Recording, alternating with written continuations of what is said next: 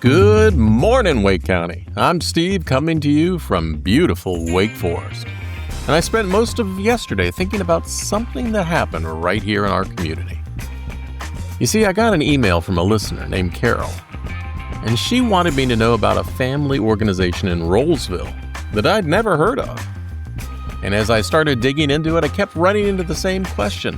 What happens when the worst thing imaginable becomes the thing that drives you to help others?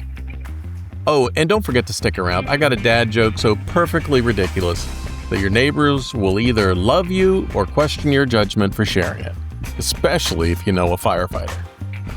This is Good Morning Wake County, where we share stories from our little corner of the world that cut through the noise to show you something really happening in our community. These aren't crisis-driven headlines or artificial positivity. No. These are discoveries worth knowing, delivered from Wake Forest for people who want to know what's actually happening in Wake County and the communities around us. So about that email from Carol, she wanted me to know about a family in Rolesville who tragically lost their son Aven 4 years ago this week to something called primary amoebic meningoencephalitis, which honestly might be a mercy that most of us have never heard of it because it's as terrible as it sounds. It's a brain infection from an amoeba that lives in warm, fresh water. You know, the kind of water that's all around us. Tragically, it's almost always fatal. Here's the part that made me stop and reread this twice. Instead of disappearing into grief, the family started Aven's quest for Amoeba Awareness. And I mean, come on, what kind of strength does it take to turn the worst thing that could happen to your family into something that might protect other families? But here's what really got my attention. This infection affects maybe 3 or 4 people a year in the entire country. I mean, we're talking incredibly rare. But when it happens, families usually have no idea what they're facing, and doctors often don't recognize it because, well, it's so rare that most medical professionals will never see it. So Aven's family decided to work on that exact problem. Their mission is advancing early detection strategies and medical treatments while increasing awareness within medical communities. Sounds good. They're tackling the gap where rarity becomes dangerous when being uncommon means being overlooked. And here's the thing that tells you everything about the kind of people they are. Every year around the anniversary of Aven's death, they encourage random acts of kindness in his memory. Not fundraising, not donations, just kindness. Because apparently that's how they want their son to be remembered, by asking people to make the world just a little better. And I keep thinking about that. A family that lost everything, and their response is to ask people to be kind to each other, while they're quietly working to make sure other families might not go through what they went through. You can find their work at Amazing Aven, A-V-E-N, amazingaven.org, if you want to know more. It's inspiring. Next week marks 4 years since they lost Aven. So tragic. And they'll be encouraging those acts of kindness again. That's happening right here in Wake County, in Rolesville, in our community. And that brings me to something else I found happening right here in the Triangle that connects to this idea of creating lasting change, a positive change. There's a camp called Camp Ignite that runs a partnership between the Cary, Apex, and Morrisville fire departments. It's designed to get young women interested in firefighting careers. Now, here's the part that made me double-check the numbers.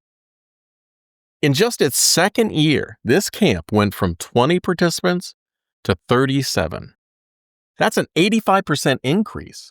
And these aren't just local kids. They're coming from 7 different counties, some traveling from as far as Cumberland and Sampson counties to attend this Wake County program. But wait till you hear this.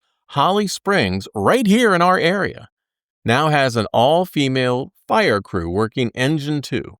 An entire crew. I had to read that twice because that's not something you see every day in firefighting. Jess Rogers, who's a firefighter with Cary, put it pretty simple. You can't be what you can't see. That's very good advice. And when you look at the numbers, that makes complete sense. Firefighting has been overwhelmingly male-dominated, but something is shifting right here in the Triangle. The camp covers the real deal: throwing ladders, flowing water, searching for victims. Katie Nelson went through the program last year. Now she's volunteering with the Fairview Fire Department and helping train the next generation. She said seeing so many women so full of love for the job and so strong and independent, it's really inspiring.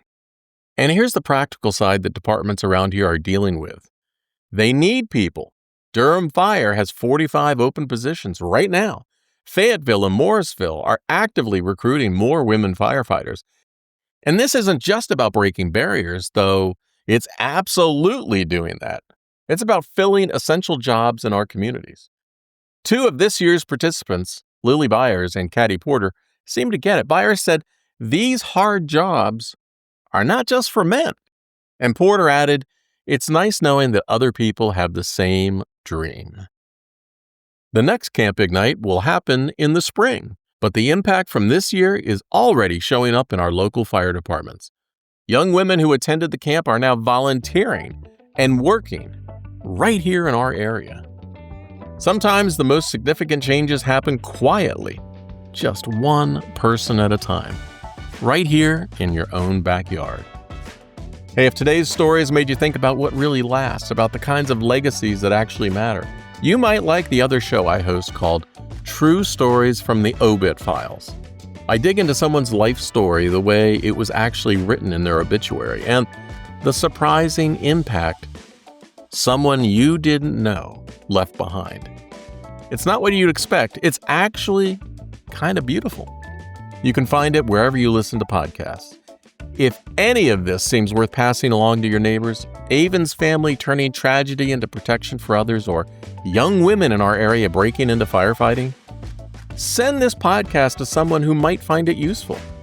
And if you come across stories like these in Wake County or our surrounding communities, let me know.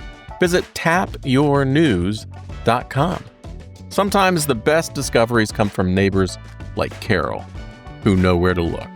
All right, I promised you a perfectly terrible, horrible dad joke, and here it is. Why do firefighters in Greece make the fire worse? Because everyone knows you shouldn't put water on grease fires. Oh, the firefighters out there will get it. I'll catch you next time. I've always got something interesting happening in Wake County to share. Hey, stay awesome. See ya.